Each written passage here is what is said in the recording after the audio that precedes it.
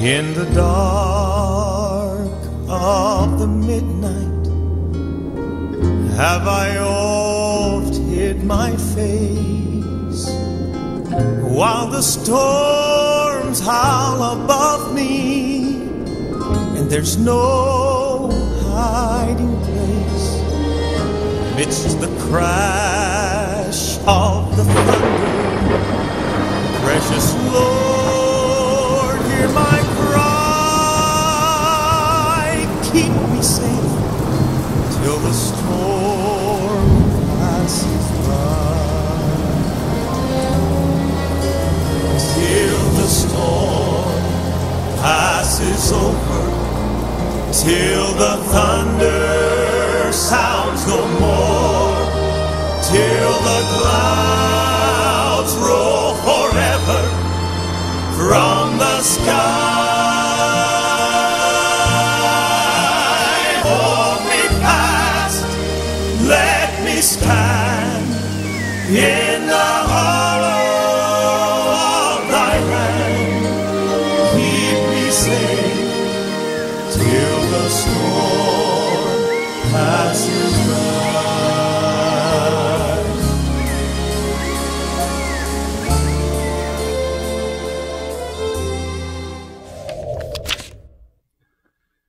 When we consider the validity of the Seventh-day Adventist Reform Movement, we have to first consider it from three different aspects. We have to examine their doctrinal perspective.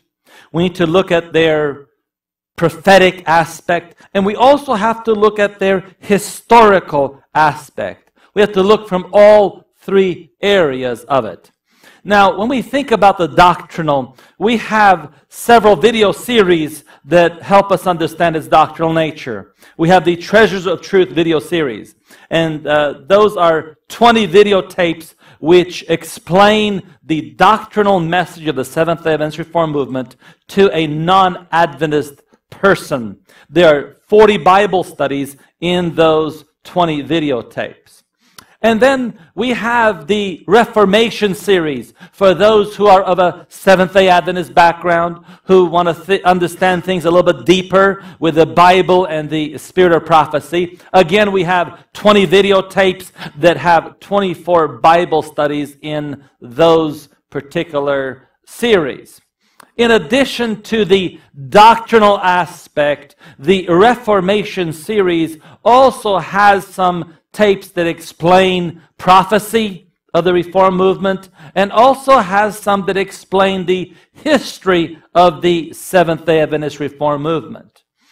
Now, if you have not had the opportunity to listen to some of these things, it may be better for you to understand some of the basis for our existence, even before we go through some of these historical things that we're going to be studying at right now. It's very important to understand these things. And why is it important? The reason it is important to understand doctrine, the reason it's important to understand prophecy, the reason it's important to understand history. In the book Life Sketches, on page 196, it says, "We have nothing to fear for the future except." Can you imagine that? We don't have to fear the future, but there is some things that will cause us to fear the future. It says we have nothing to fear for the future, except as we shall forget the way the Lord has led us and His teachings in our past history. It's important to understand God's leading. It's important to understand our history. It's important to understand the doctrinal development in our own history. Now, why is it that in studying the history of God's people, we have to consider the actions of those in positions of responsibility? Sometimes we have to do that as we look at the history of God's church. Whether it's the children of Israel, we have to look at the work of God's leadership there. Sometimes we have to study Adventist history, or even as we study Reform movement history. Why is it important to understand the role of leaders? In Proverbs 29 and verse 12, it says, "If a ruler hearken to lies, all his servants are wicked." Now that's a very strong statement. to say that just because the leader accepts a lie, does that make everyone the same? As honest and sincere as church members may be, the actions of leadership have a profound effect upon the whole church. Did you understand that? Did you realize that? In Volume 3, Testing for the Church, it tells us on page 265, He, speaking of God, would teach His people that disobedience and sin are exceedingly offensive to Him and are not to be lightly regarded. He shows us that when His people are found in sin, they should at once take decided measures to put that sin from them, that His frown may not rest upon them all. Yes, we have a responsibility for other church members. If we allow church members to go in open sin, we bear a responsibility for them. God's frown will rest upon the entire church. It goes on. But if the sins of the people are passed over by those in responsible positions, His frown will be upon them, and the people of God as a body will be held responsible for those sins. So now, if those in responsible positions overlook sins in the membership, then it says that the frown of God will rest upon His people.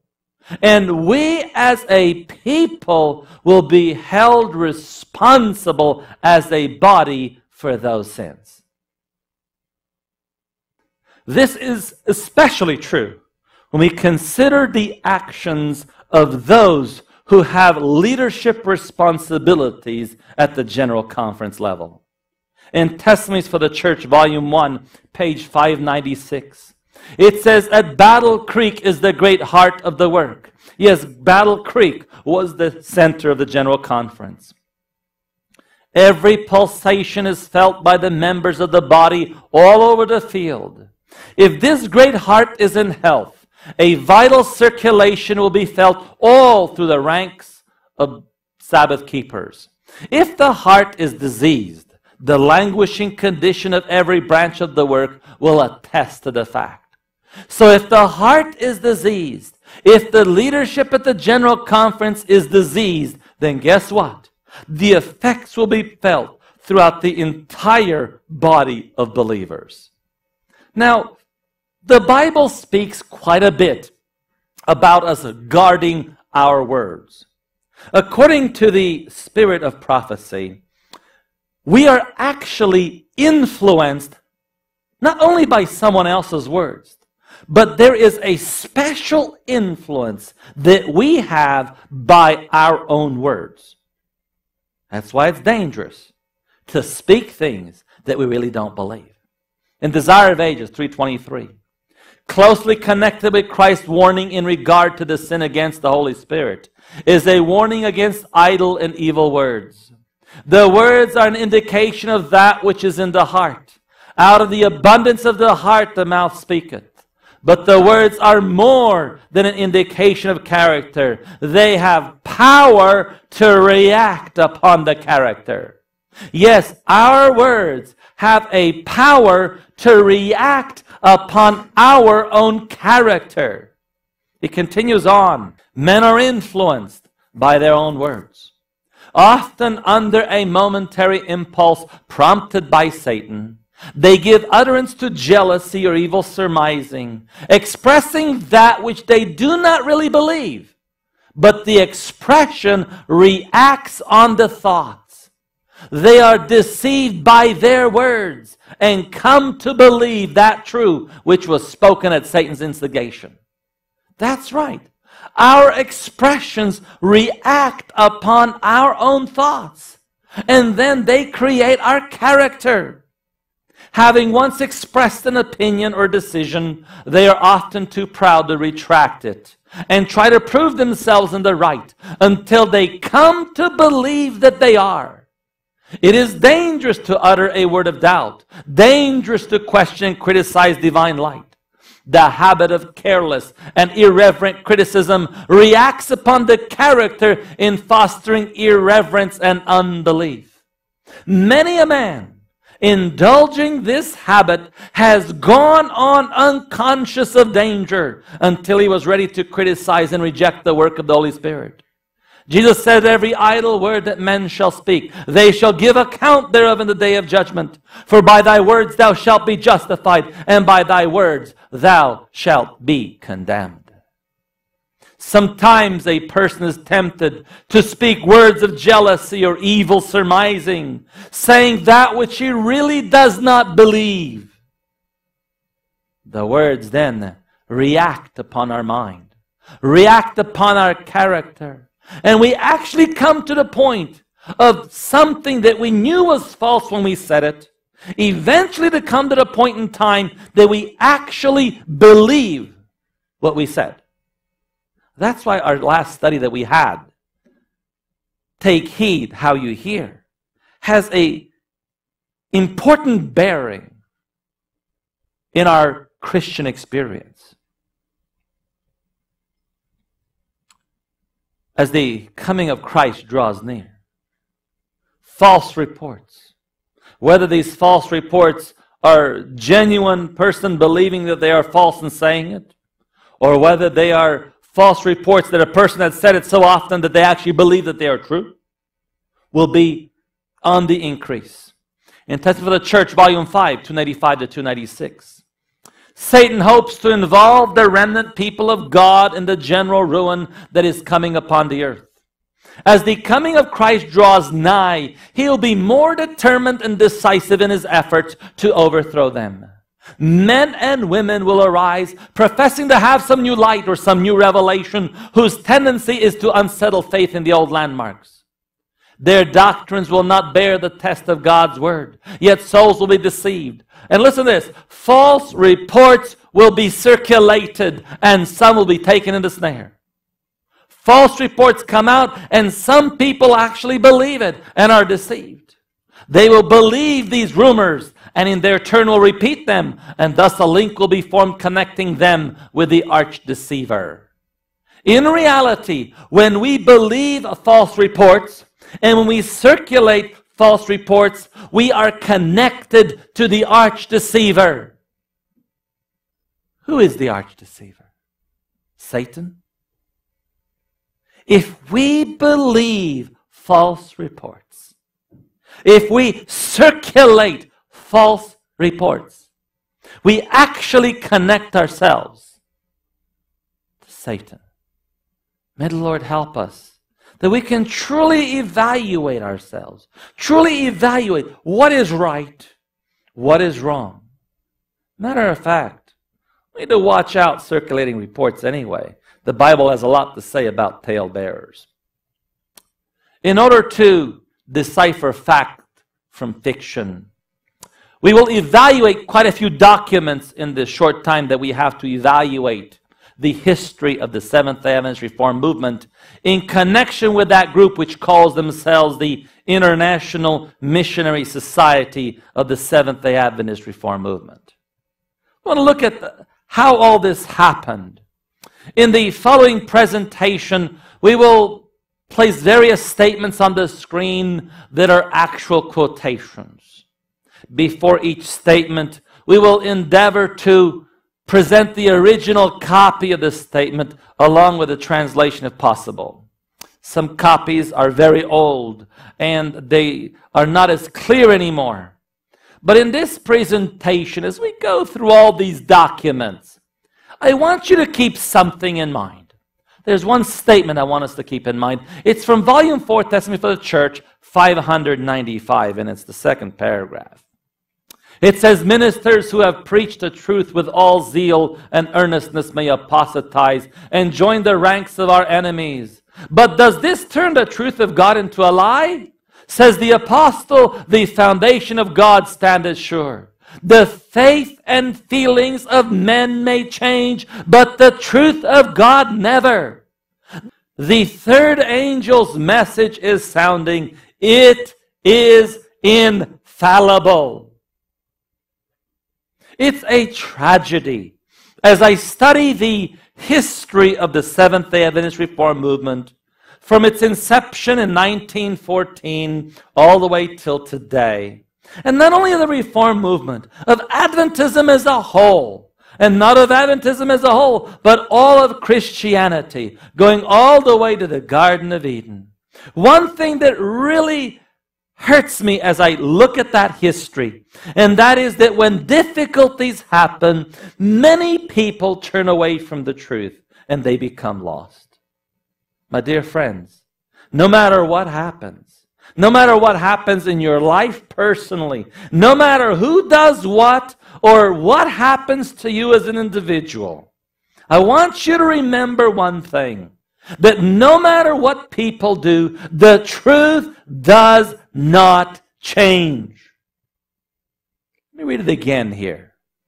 The faith and feelings of men may change, but the truth of God never. When? Never. The third angel's message is sounding. It is infallible.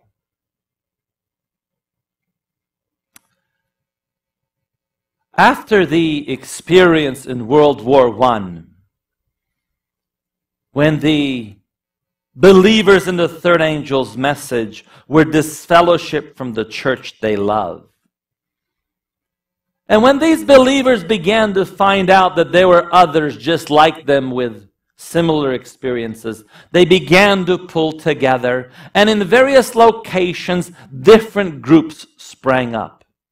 And as they had their different groups, they also decided to identify themselves before the world. And they chose different names to identify themselves. In 1919, the brethren in Germany had a special name for themselves. And as you take a look at this document, you will see that the name that they chose was International Missionary Society of the Seventh-day Adventist, standing on the old platform of 1844. It's a little long name, but nonetheless, it was a very descriptive name of who they were. They wanted to identify themselves as believers in not just one locality, especially during World War I, when the various countries fought for their fatherland. They wanted to let people know we are an international group of believers. And they also wanted to know that we are standing on the platform of 1844. In Hungary, and as you take a look at this next document here, we find here that in Hungary, they called themselves the Seventh-day Adventists, standing on the old platform of 1844. This was the name that they selected for themselves. Now, although I don't have documents for the following names, I understand that these other names were used throughout Europe and also in South America. In Transylvania, they called themselves the Adventists of the Ancient Faith. In Romania and Bulgaria, they were Adventists on the basis of the faith of 1844. In Yugoslavia, it was the Remnant Adventists. In Czechoslovakia, the Seed of the Woman. In Scandinavia, Adventists of the Original Faith. And in South America, the 2%. These were various names that they chose for themselves. So the scattered believers each wanted to identify themselves in the various countries in various ways, although they had similarities in their beliefs and similarities in their experiences. The first preliminary meeting of the organization of the Reform Movement as a worldwide organization was held in Würzburg, Germany on November 18th, 1921.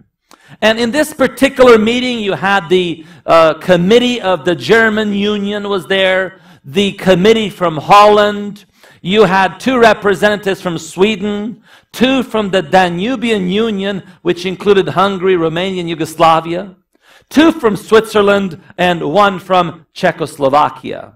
These were the various brethren that got together to try to form some type of an international cohesion with each other. It was a preliminary meeting, and the brethren at that time decided to form what was called the International Committee to coordinate the work in those countries and also to be able to communicate with the Seventh-day Adventist Church, which they sent two representatives at that point to San Francisco, California in 1922. Now, this information was published in the German paper, the Sabbath Watcher, of 1921. After the two representatives, Derschler and Spunk-Noble, came back from San Francisco, California, with a disappointment that they experienced there, they published in the Sabbath Watcher for the first time the name of the church, Seventh-day Adventist Reform Movement. In 1923, the Seventh-day Adventist European Division gathered together and made a proclamation on their belief in regards to an individual's stance on military issues. They published this in the Review and Herald of March 6, 1924. And here's what it said: "We grant to each of our church members absolute liberty to serve his country at all times and in all places in accord with the dictates of his own personal conscientious conviction."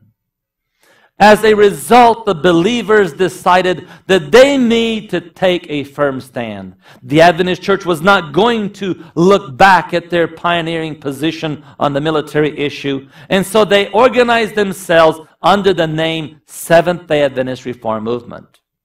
The brethren had their second preliminary meeting in 1924.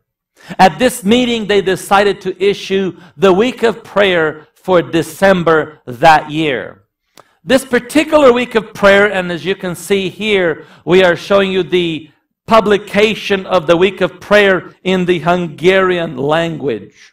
And in the Hungarian language week of prayer of 1924, you can see here on this document that it was published by 4 European unions: the German, the Baltic, the Danubian, and the Scandinavian Union. If you will notice, it was published under the name Seventh-day Adventist Reform Movement General Conference. Now keep in mind that this was published before the first General Conference session, which was held in 1925.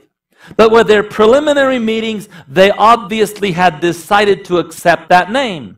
And by publishing this paper in the name of the Seventh-day Adventist Reform Movement General Conference, we can see that those unions at least gave tacit approval to that name.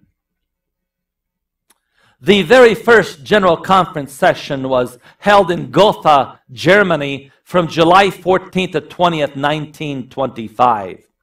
In 1995, this is going back a few years, I was visiting Germany and we wanted to go visit the castle at Eisenach where Martin Luther spent that 1 year. And as we were driving through the countryside, the very next major town was Eisenach, and we were looking forward to it, and suddenly we saw a sign along the road that said Gotha, Germany. It was so awesome to see that our pioneers met right near where Martin Luther had began that time to reveal the Bible to the world. During that first session of the General Conference, the principles of faith were adopted. And the official name of the church was recognized at that time as the Seventh-day Adventist Reform Movement General Conference. And we produce here for you a copy of the actual handwritten minutes of the meeting in the original German language. Here we have the front page as well as some of the other pages in this documentation. The translation of Resolution 10 that you see here, the translation of Resolution 10 reads this way: adoption of, and it says here, the principles of the Seventh-day Adventist Reform Movement submitted to the General Conference were adopted after examination and detailed deliberation. 17 delegates voted for their adoption in the original form. One delegate had objections because of the formulation with reference to the 144,000. They were accepted by the majority. So here we read, according to this resolution number 10, they recognized that when they got together, all these different groups with all their different names, when they got together in a general conference, they decided upon the name Seventh-day Adventist Reform Movement. The next resolution states publication of, this is of the principles of faith. It was unanimously decided to publish the approved principles under the following qualification. And listen to the qualification. The principles of faith of the Seventh-day Adventist Reform Movement and Constitution. Concise presentation published by the General Conference of the Seventh-day Adventist Reform Movement during the meeting in Gotha from July 14th to 20th, 1925. German Union, Danubian Union, Scandinavian Union, and the Baltic Union. The very first publication of the Principles of Faith in German was published with that name in compliance with the resolutions adopted in 1925. And here you have, we present to you the first page of this Principles of Faith in German, as well as the introduction that you have there. So now you have both the front page and the introduction, and you can see that the original name of this church, when organized as a general conference, was the Seventh-day Adventist Reform Movement. Now, although the general conference was organized in Gotha, Germany in 1925, it was not immediately registered with the government. And in order to transact business, they made another resolution. This was resolution number 25. And it says this way: the headquarters of the General Conference for the transaction of business, etc., shall remain henceforth at the headquarters of the German Union, but separate from it. So they decided to be at the same headquarters as the German Union. Now, the German Union was already registered. And from 1919 till now, they registered its name as the International Missionary Society of the Seventh-day Adventist Reform Movement, and they used that for legal purposes. And for that reason, the General Conference, since it did not register immediately the name that they decided in session, they went ahead and used the registration of the German Union for legal purposes. And here you have a documentation in which Dmitry Nikolic was issued a credential which included the name International Missionary Society in it.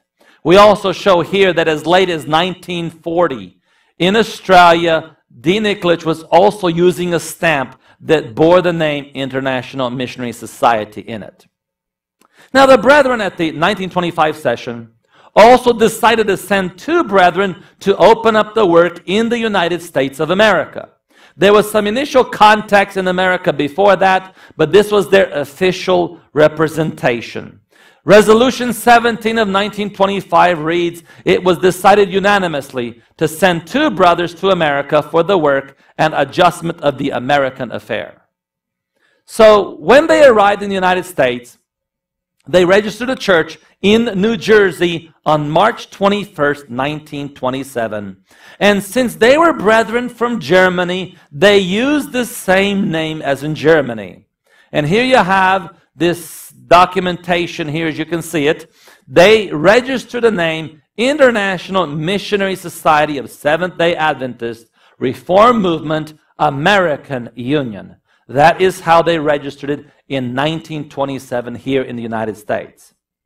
Now, for some reason, the brethren responsible for the work of the General Conference neglected to register the General Conference with its own registration. They didn't do it at the time. So at the next session of the General Conference, on July 24th to 30th, 1928, in Inserhagen, Germany, is where the session was held. During that session, they had a resolution made about this. Resolution 30 says, the General Conference shall be legally registered as an organization. With this in view, a statute is to be worked out in the General Conference Committee. So a few years later, in 1928, when they got together again in General Conference, they decided they need to rectify the issue and they need to register the General Conference with its own registration. And so the first thing you had to do was make out its own statutes.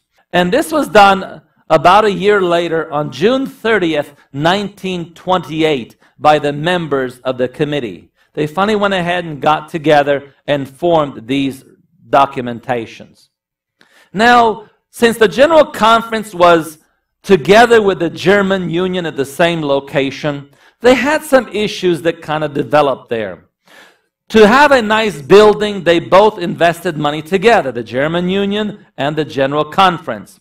And of course, the property, legally, everything was in the name of the German Union. Later on, the German Union president decided that he wanted to take everything with him. He decided to leave the connection with the General Conference, and he wanted to take all the financial assets with him. And as a result, in order to preserve the assets of the General Conference leadership, after talking with legal advice, decided to register the General Conference using the similar name to the Union in order to be able to maintain some of the assets. And in the registration document, as you can see here in Article 4, Paragraph 7, it states there that the committee gave the right and authority to the president and to the vice president to make some changes in the statutes when necessary to bring the society into alignment with governmental regulations. And they felt they could do that, and so what they did on January 11th, 1929, they registered the General Conference name under International Missionary Society of the Seventh-day Adventist Reform Movement General Conference. And here you have a copy of that along with its translation. And this particular registration was used for the General Conference for a period of 7 years. On April 29th, 1936, the German government decided to dissolve the General Conference, to confiscate their goods and their property, and to cancel their registration.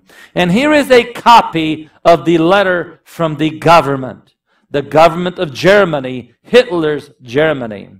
And here's what it states, translation of the version that you just saw.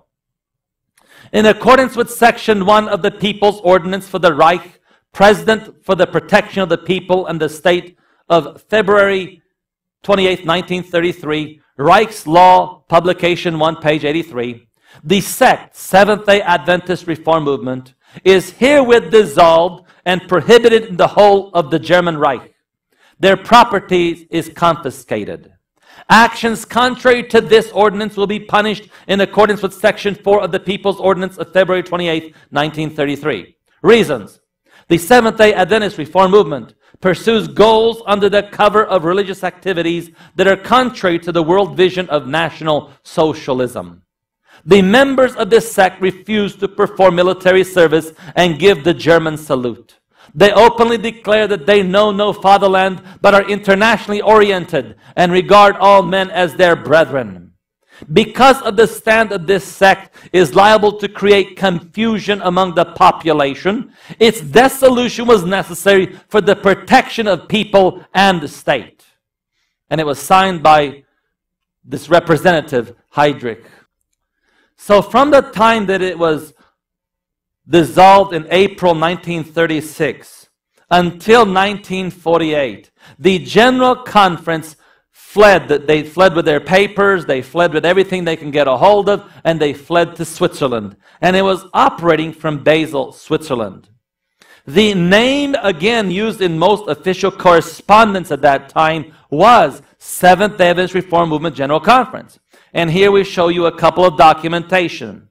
We will look at this documentation a little bit later on in detail, but right here, if you'll just notice that the stamp that is used is Seventh-day Adventist Reform Movement. Now, the name International Missionary Society was used in different places even after that until as late as 1948. During World War II, there was no possibility to hold a General Conference session. Obviously, the state of affairs in Europe and around the world made it such that a general conference session could not be held. Now, the act of not holding a general conference session does not dissolve the organizational structure. The work still went forward in the hands of those leaders that were elected at the previous session. The very next session that could be held after World War II was at The Hague in 1948. Now, the previous session was held in Budapest, Hungary in 1934, September. Period of nearly 14 years without a general conference session. During this time, the president of the Reform Movement, Brother Maas, died, and Brother Albert Mueller, the vice president, took over the responsibilities of the presidency. Now, our next presentation will be addressing issues that are specifically related to the 1948 session. We're going to look at some of the documentations that revolved around that session, some of the issues that were resolved, and so we'll have to wait for that for our next meeting. Thank you.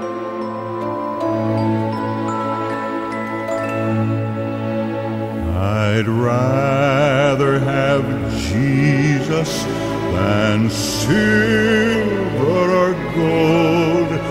I'd rather be His than have riches untold. I'd rather have Jesus than houses or lands.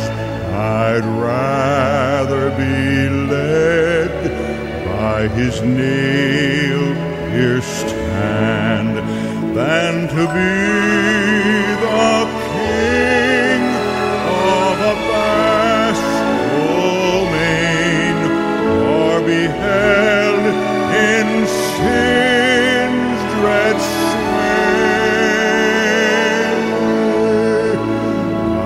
I'd rather have Jesus than anything this world affords today. He's fairer than lilies of reddest bloom. He's sweeter than honey from out the comb. He's all that my hungering spirit needs. Oh, I'd rather have Jesus and let Him lead than to be the king of a vast domain, or be held in sin's dread sway.